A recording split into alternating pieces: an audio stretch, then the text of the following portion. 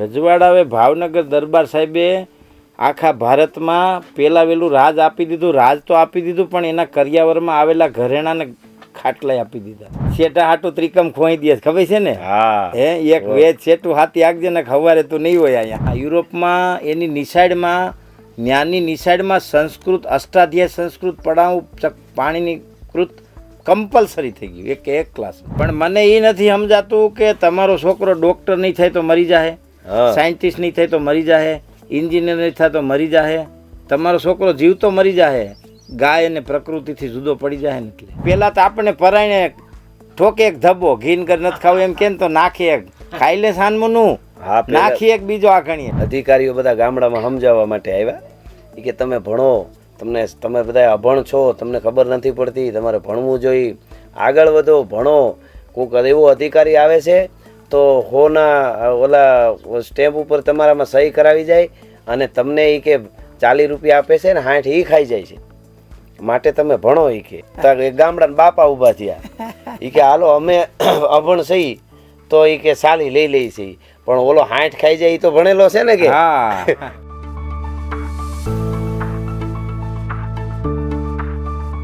ટાણે મારી પાસે 350 ગાયું છે.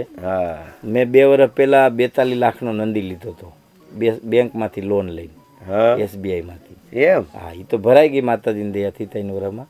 42 લાખનો.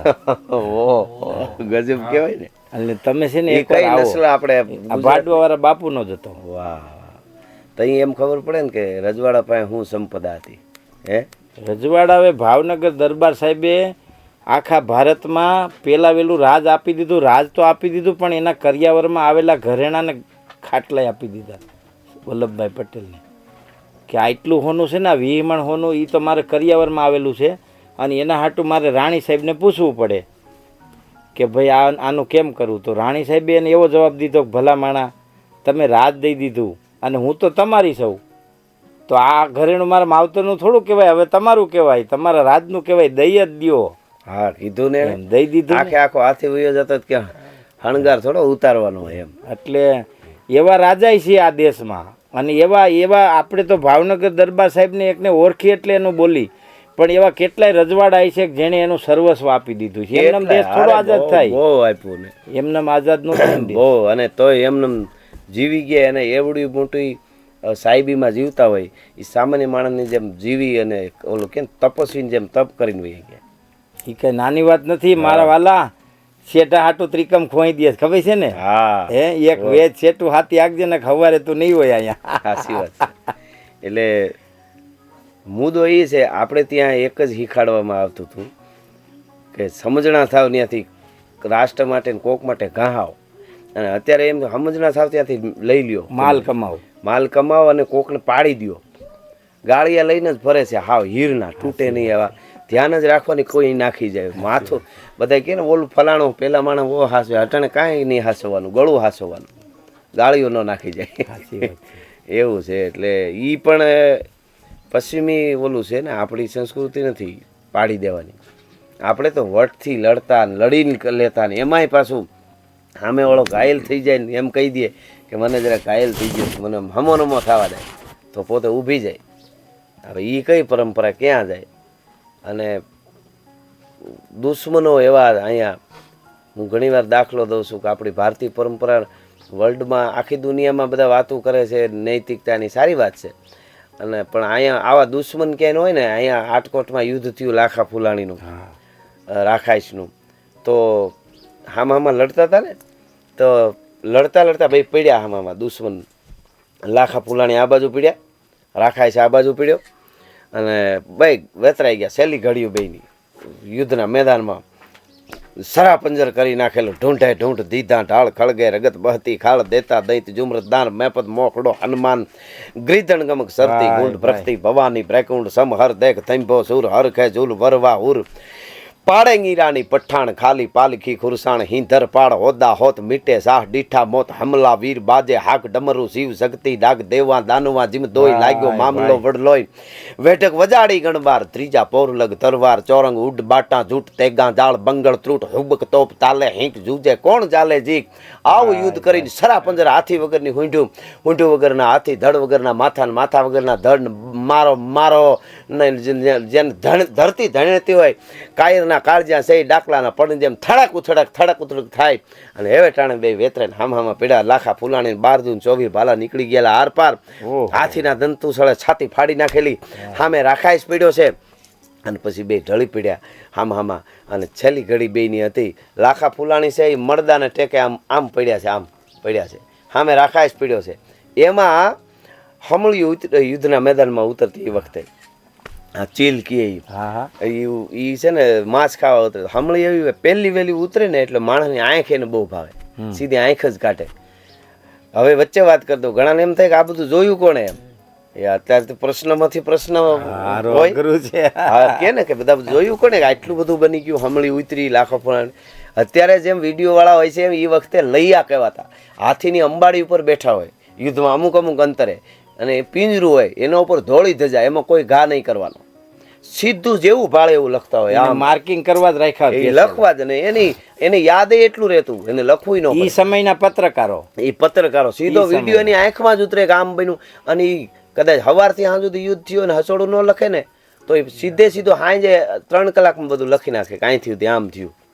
બરોબર તો અત્યારે તમે જો વડીલ ઘણા માણસ હોય મારા બાપુ એવા હતા મારા બાપુજી કે તમે વાત કરો ને હું થયું આ ફલાણ તે દિવસે 8 દી પહેલાં ફલાણા વારે હું હતું તો એ સવારે જાગ્યા ને તો હુએ ને આખું આટલું ન ભૂલે આપણે ભૂલી જઈએ એ બધી વાત કરે કે પછી અહીંયા ગયો ફલાણું થયું ગાડી ઊભી રહી આમ થયું જેટલું ફલાણો હામો મળ્યો એને જમણો હાથ ઊંચો કર્યો એ હોત એને ખબર તો મારું કહેવાનું એ કે એ લઈ આવો એ લખે છે કે પડ્યા છે બે સમળી ઉતરી વશમાં ઉતરી એટલે રાખાય દુશ્મનાવટની વાત છે આ ભારતની પરંપરા શું છે ગાય ગામડીની ખેતીની તમે વાત કરો છો ને તો એ એમને નથી એમ એના મૂળમાં કંઈક છે એ કેટલી મજબૂત બનાવેલી સંસ્કૃતિ છે તો રાખાઈશને ખબર પડી ગઈ કે લાખા ફૂલાની હલી હગે એમ નથી આમ સહેલા શ્વાસ લાંબા ભરે આંખું આમ રહી ગઈ અને એની આંખ હમણાં સંભળી કાઢી લેવાની તો ભલે અમે લડતા ત્યાં સુધી દુશ્મન હતા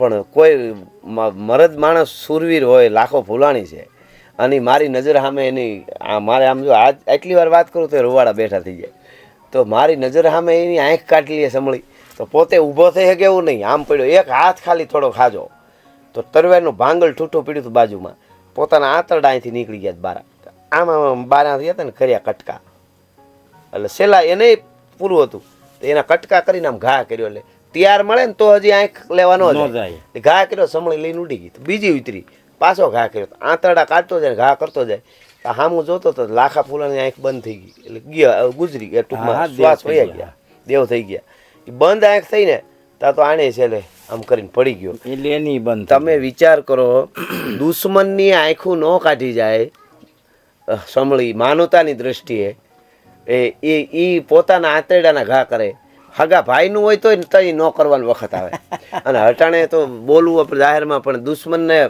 ઘેરે કહવાવેડ થઈ જાય રાજી થાય ભારી કમ થયો એનો વંશ નહીં રહી અરે આજને વંશ રહે હજી તારું જો હવે ઓલું તો કુદરતી રીતે થયું છે તો કહેવાનો અર્થ મારો આ પરંપરા છે આપણી તો એમાં બધી રીતે શિક્ષકો ધર્મગુરુઓ સાહિત્યકારો અને જેટલાની જવાબદારી છે રાજસત્તા બધાય મળીને જો ઘડતર કરે તો દુનિયાને અહીંયા ઓલું કે ને ડોકા કાઢવા પડશે કે આ શું છે પહેલા તો દુનિયા એટલી જોઈન્ટ નહોતી અત્યારે તો દુનિયા ડોકા કાઢે સહેલું છે હા કોઈ દેશમાંથી બીજા દેશમાં જાણવું આવવું જાવું બહુ સહેલું છે એટલે અત્યારે દુનિયા હળિયું કાઢે એમ છે પણ ખબર નહીં આપણું સંપલ આપણી ઠેલીમાં છે એ કેદી ખબર પડે પણ ખરેખર અટાણે જો તમે રશિયામાં હિન્દુ ધર્મનો પ્રચાર ખૂબ વધ્યો છે ઇન્ડોનેશિયામાં હિન્દુ ધર્મનો પ્રચાર ખૂબ વધ્યો છે ડેનમાર્કમાં એવા કેટલા બધા દેશો છે યુરોપમાં એની નિશાળમાં જ્ઞાનની નિશાળમાં સંસ્કૃત અષ્ટાધ્યાય સંસ્કૃત પઢાવું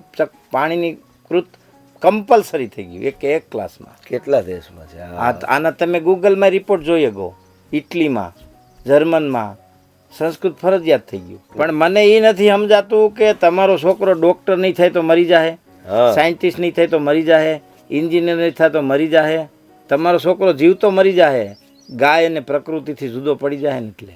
હા, માનવ ટૂંકમાં જીવનના ઘડતરમાંથી બહાર ગયો એટલે જનાવર થઈ ગયો. તો બિલકુલ જનાવર થઈ ગયો એટલે બીજો અવતાર આવી ગયો, મરી જ ગયો, ગુજરી ગયો.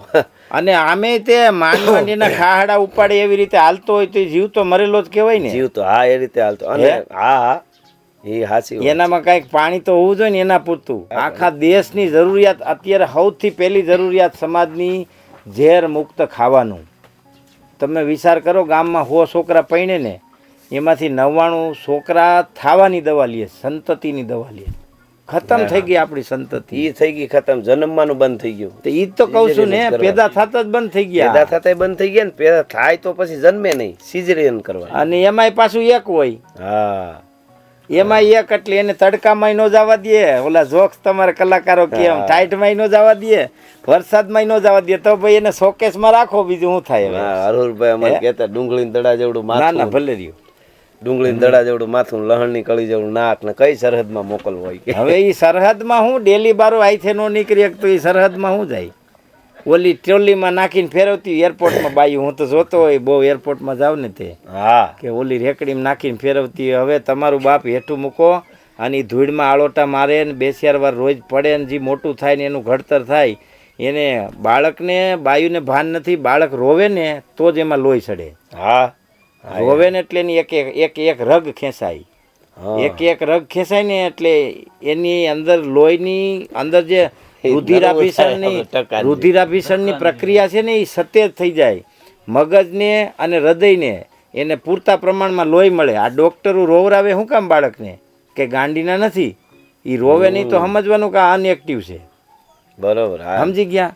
તમે જોઈજો, નાનું છોકરું તમે અમે તો જોયું જ હોય, એ એકદમ કાચ જેવું હોય, ઉજરું ધોરું, અને આમ રોવે ને એટલે આમ બંધ આંગળા કરી દે, બંધ આંગળા કરી દે, જોરથી તાકાત કરે શરીરમાંથી, અને તાકાત કરે ને એટલે રેગું લાલ થઈ જાય. તમે જોઈજો, આખું લાલ થઈ જાય છોકરું. એની અંદર આખું રુધિરાભિસરણની પ્રક્રિયા છે ને એ તેજ થઈ જાય. ચાલુ તો હોય જ, પણ એની ગતિ સીધી ડબલ થઈ જાય. એમ? હા, પણ એ નથી ખબર ને આપણને. છોકરું રોતું હોય તો ઉદાહરણ તરીકે ઘણી વખત છોકરા એવા હોય, એવા યોગ કે દિવસનું હુઈ જાય અને રાતનું રોવે. એની સાયકલ છે ને એ સેટ ન હોય, અપસેટ હોય. તો એ સાયકલ સેટ કરવી એ માણસના દાબા હાથનું ખેલ છે. આપણે તમે તો કદાચ કર્યું હોય, ગાય દોતા એમાં જાયફળ નાખી દેવાનું અને એ જાયફળને દૂધ ઊનું કરવાનું. એ દૂધ ઊનું થાય એટલે એનું દહીં બનાવવાનું, એનું માખણ કાઢવાનું, ત્યાં સુધી જાયફળ એમાં રહેવા દેવાનું અને પછી કાઢી લેવાનું. એ જાયફળ નારિયેળની કાસલીમાં ગઈને એક ટીપું પાવ એટલે છોકરું પોપટની જેમ હોઈ જાય. અટાણે બાયું એને ટીકડા પાય છોકરાને, 2 દિન ગમે થાય એટલે ટીકડો પાય, ટીપા પાય, ડબલીના ટીપા. હવે એ હું મોટું થઈને તમારું ગોદડું હંકેલે. હવે છોકરા જ થઈ ગયા કાકા. છોકરીઓ દીકરીઓ ઘરમાં હોય એને ઘી, તમે જોઈજો, અમારી દીકરી ઘી નો ખાય, દૂધ નો ખાય, ચોપડે રોટલો નો ખાય. હા, એ જ વાંધો, ઘી જ નો ખાય. હા, હવે માં નો ખાતી હોય એટલે દીકરી નો ખાય. અને પેલા તો આપણે પરાયણે ઠોકે એક ધબ્બો, ઘી ઘર નથી ખાવું એમ કે તો નાખે એક, ખાઈ લે સાનમુનું, નાખી એક બીજો આ ગણીએ ઢીકો, નથી કાંઈ બીજું ખાઈ લે અને ખાવું જ પડે, બીજું કાંઈ હોય જ નહીં, ઓપ્શન જ ન હોય. દહીં ને ગળ ને માખણ ખાવું જ પડે, બીજો ઓપ્શન જ ન હોય. અરે ગોળ ખાતા અટાણે અડે જ નહીં, પડીકું સીધું જોઈ, પડીકું હાથમાં આવે એટલે અડરાટી બોલે. એટલે ઘણી બધી વસ્તુમાં આપણે વિસ્મૃતિમાં વહી ગયા છે. અને એનું કારણ છે કે આપણા આહાર, આપણા વ્યવહાર, પરિવાર, ઘરનું વર્તન, બાળકો સાથેના સંસ્કાર. તમે જુઓ, છોકરું 2 વર્ષનું થયું હોય તો બાયું ઢીકા મારીને કે ડે સ્કૂલમાં ઠોકવા ને ડે સ્કૂલમાં આખો દી મોકલો નિશાળે. હવે તમે એક છોકરુંને ભેરું નથી રાખી શકતા. તમારે ભેરું રાખવું એટલે ખાલી ભેરું, છોકરું આપણું ભેરું, એનો મતલબ શું ખબર છે?